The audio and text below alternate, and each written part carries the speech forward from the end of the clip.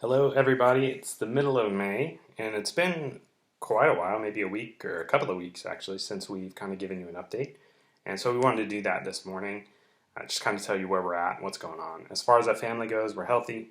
Everything is fine. As far as finances go, that side of things is also fine. But we've been very blessed through all of this to kind of see giving not go down. It's kind of been staying where it needs to be. And as far as our church goes, we've been trying to raise money for our church. We're about 2/3 of the way there. So if you're interested in helping the church here in Descartes, do drop us a line. You can look back in the records of what we've been sending to see some web links where you can give. So our family is doing well. But what about Ophelia? A lot of people have been saying, well, is Ophelia going to go back to school? What's the situation there? Here in Descartes, at her school, she'll have the opportunity to go back the 28th of May. They do 4 days a week here normally, but we don't know if when she goes back, if it'll be 2 days a week, just the mornings.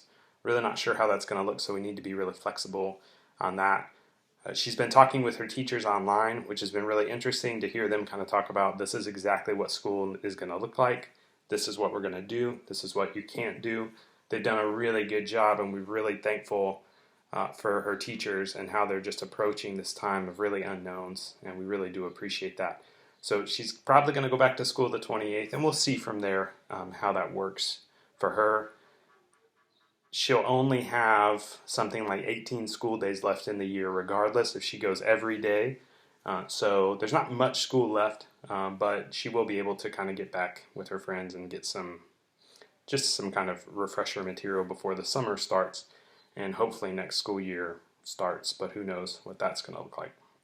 As far as our church here, so in France, churches are still not allowed to meet in a public setting unless for a funeral until the 2nd of May. We're going to see how that looks at the beginning, until the 2nd of June, I'm sorry. So we're going to see how that looks in the week that goes up to June to determine if we want to keep having our meetings or not. Our church here in Descartes is rather small, somewhere between 10 and 12 people who are usually getting together on a Sunday.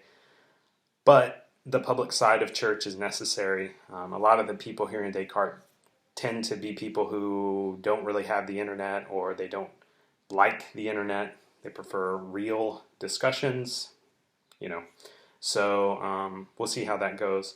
The same with the church in Loche as well. We're supposed to be receiving a kind of a guide to how to open churches from the National Church, Evangelical Church Foundation.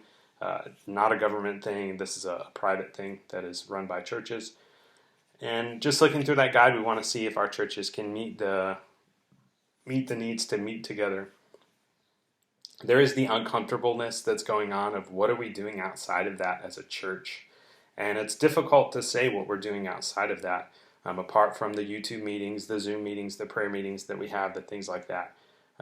Because relationships are so strong here, and because relationships are necessary to build, and because they take a long time to build, it can be very frustrating at times for us, for all of us here.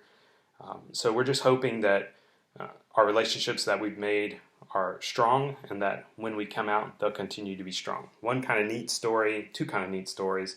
One is that we've seen our neighbors quite a bit, which has been really nice. It's been nice to be able to kind of keep tabs on them, but then also to have them keep tabs on us, and also just to discuss life together. Yesterday, a family that we're friends with, I guess, the wife and the children come to our church in Loche, and the whole family came down and we hung out outside in the park, social distance our families apart and all that stuff, took a large walk around the town. That was really great because those are new relationships that are being made. So we're trying to continue that, but it's just one step at a time. And I saw on Twitter actually someone say that rest is a spiritual discipline. So hopefully in this we're kind of seeing what God means when he says rest. But at the same time, we realize that there is suffering going on around us. So it's not just everybody's resting and taking a break. There are certain things that are going on around us that are really causing problems. And we also want to be in tune with that. So although we can't meet publicly, the building's open for private meetings if people want to come, if they want to come. Not very many people have responded to that.